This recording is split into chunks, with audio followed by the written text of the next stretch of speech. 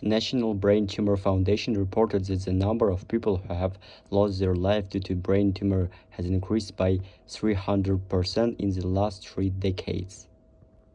In image processing, the most successful technique currently used are convolutional neural networks (CNN), as they have many layers and high diagnostic accuracy if the number of input images is high, so we will essentially use CNN. Here are the contributions of this work.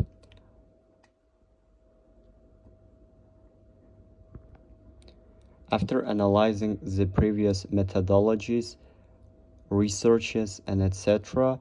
that contributed significantly to creation of effective SNN tumor detector, we might start building it. Let's elucidate on the theory behind our ResNet 50 model architecture that we will use for our machine learning training. First of all, we will have brain MRI image. Usually it is the size of 224 by 224. The brain MRI input passing through zero padding, where zero padding adds extra pixels with value of 0, so when convolution applied in the future, the output, while will diminish, will preserve the initial inputted size. Initial convolution, 2D convolution, reduces the image size to detect low-level features like edges. Batch normalization normalizes the output value to stabilize learning. Then our brain MRI pass through ReLU activation, where ReLU activation add nonlinearity to enhance deep learning. Max pooling further reduces size to help the model to focus on important patterns early, like tissue boundaries or intensity of gradients in MRI. Then we will have the second convolution block that changes the size of the input to learn deeply, has its own shortcut connection to match dimension. So it basically adjusts the feature depth to learn richer features. It turns X into Fx. But then we have identity block, because while the convolution enhances deep learning by reducing images, it actually sacrifices initial input. However, identity block resolving this issue by adding initial layer to enhance it by convolutional layer. So it lets to go deeper without harming learning, makes sure that model does not forget useful information. It adds x to fx, so the formula is fx plus x. Then it iterates, and then it goes through average pooling, where average pooling takes average value from each feature map and turns each map into a single number. Output becomes a flat vector of learned features. Hence, it simplifies the data by averaging every map, summarizes descriptors of the brain. Flattening flats each 2D output into 1D layer, thereby preparing it for final output layer. Fully connected output interpret output into binary result, 0 or 1, meaning without tumor or with tumor. And then we will have our brain MRI with mask, so output. However, it's only forward propagation, because then we will have a backward propagation, back propagation to enhance our machine. First of all, back propagation goes backwards by actually showcasing the results of each knobs. And when we are observing every knobs, we should choose the knob with the most successful result with the lowest loss. Lowest loss is the difference between the result that we expect and between the actual result. Then we should adjust the weight that will affect the loss to decrease the loss by the formula of gradient of loss with respect of weight. So it is basically derivative formula. Who did forget derivative? It is the rate of change at the specific x point where x approaches 0. So we are finding rate of change in the specific x point in the function of loss and weight.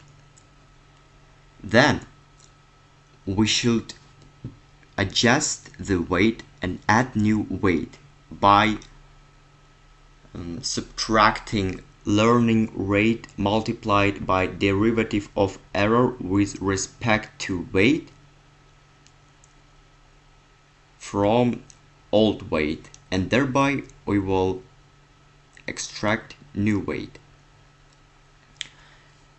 So yeah, it is actually the theory behind our machine deep learning.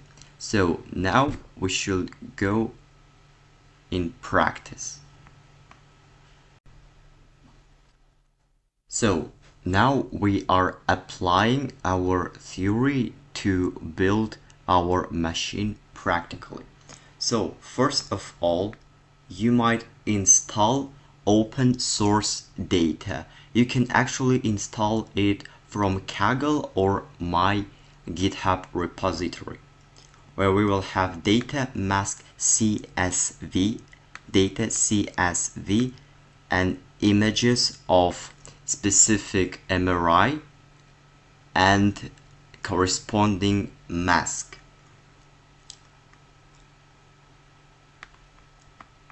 So here is a project overview. This project aims to develop a convolutional neural network based model to automatically detect brain tumors from MRI images. The growing volume of MRI scans and the scarcity of trained radiologists necessitate an automated accurate system to assist in early diagnosis and clinical decision making.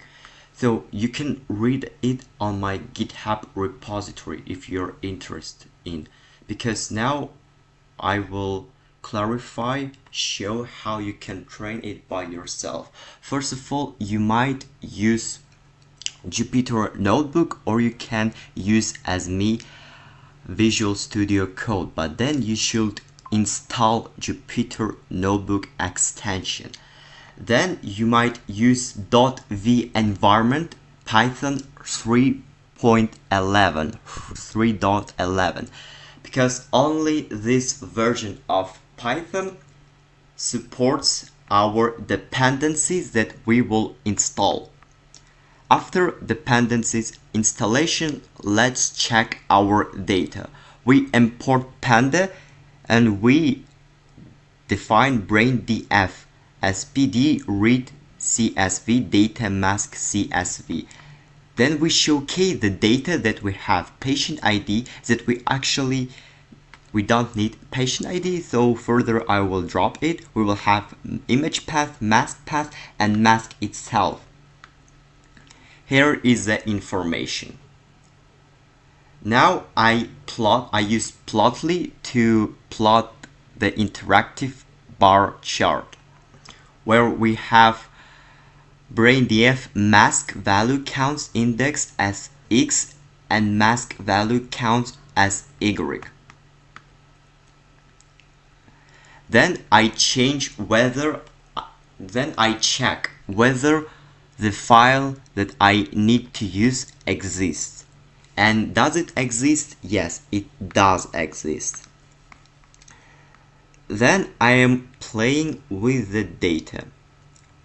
I basically check whether our VS Code extract the data that I upload. This mask path of 577 random mask path, and as you see there is no tumor at all. Then I took 623 and as you see there is a small tumor. Then I took image path of both numbers.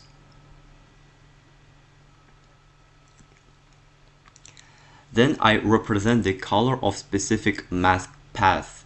As you see, 577 has 0 max color. It means black, there is no tumor. 623 has white color, so there is brain tumor. Then I visualize the image, MRI and corresponding mask in the dataset separately. We have brain MRI and corresponding mask. As you see, mask 1 means there is tumor and mask 0 means there is no tumor at all. Then I blend the MRI and mask image together. As you see, I blend them, where I blend the mask with the MRI image, defining the color of the mask as red.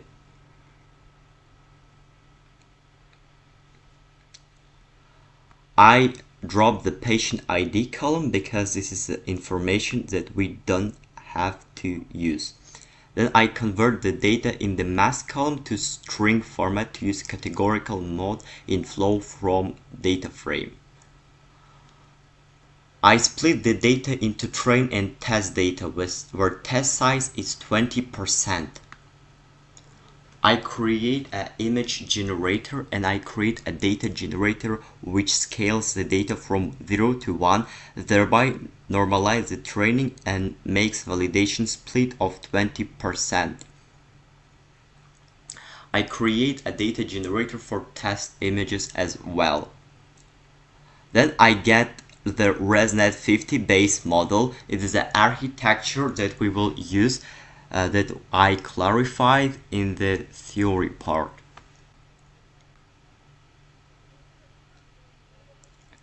I free the model weights and I add classification head to base model. Then I defined the model as base mode output. Then I took it head model and pass it through average pooling to the flatten, dense, dropout, and again I iterate the process.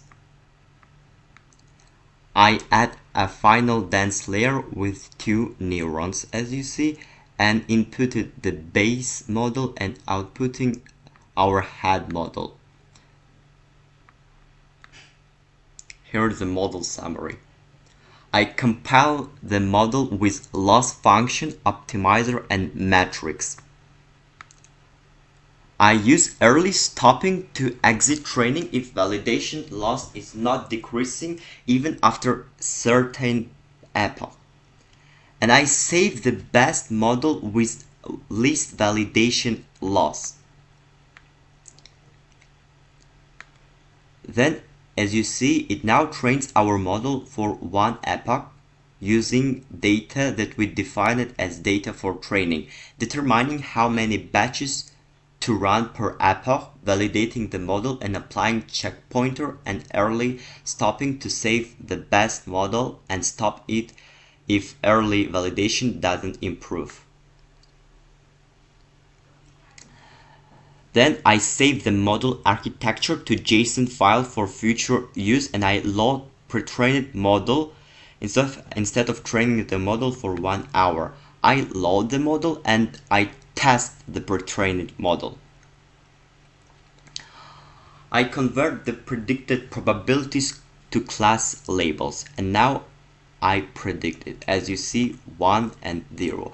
There's a binary numbers wherein 1 means there is a tumor, 0 means there is no tumor. null. I defined original prediction from the test set. I obtained the accuracy of the model, and as you see, the accuracy is roughly 98%. Okay, so now I plot the confusion matrix, where the top left cell is the number of true negative correctly predicted as 0. Then the bottom right cell is the number of true positive correctly predicted as 1. The top right cell is the number of false positives incorrectly predicted as 1, and the bottom left cell is the number of false negative incorrectly predicted as 0. So here I check precision, recall, F1 score, and support. I get the data frame. Now we get the data frame containing MRIs which have mask associated with them, MRI with tumor. I split the data into train and test data. I then prepare the train and validation data for training. We import utilities files. The utilities file contain the code for custom loss function and custom data generator, and we create image generator. We are now we defining red block with layers, and we're making a copy of it to add it. As you remember, we took layers. First of all, we took X and passed it through layers. Then we take X copy, and pass it through convolutional 2D and batch normalization. So as you remember, I early mentioned Fx and X. So here we are processing Fx, and here we processing X, and then we add it and activate ReLU. So we will have deepened and extensioned output with the initial output. So we wouldn't sacrifice the initial output. Then we use function to upscale and concatenate the values passed. We input tensor shape, and we again passing it through the stages.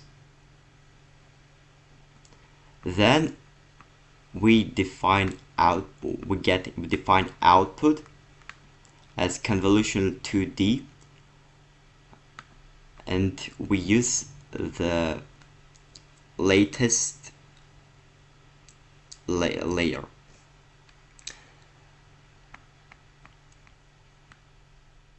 Here is the model segmentation, where we use model inputs X input here and output this output. Then we make summary. Then we compile the model. We compile it with optimizer legacy Adam, loss of focal Tversky, and matrix Tversky. We now use early stopping to exit training if validation loss is not decreasing even after certain epoch, and we save the best model with lower validation loss.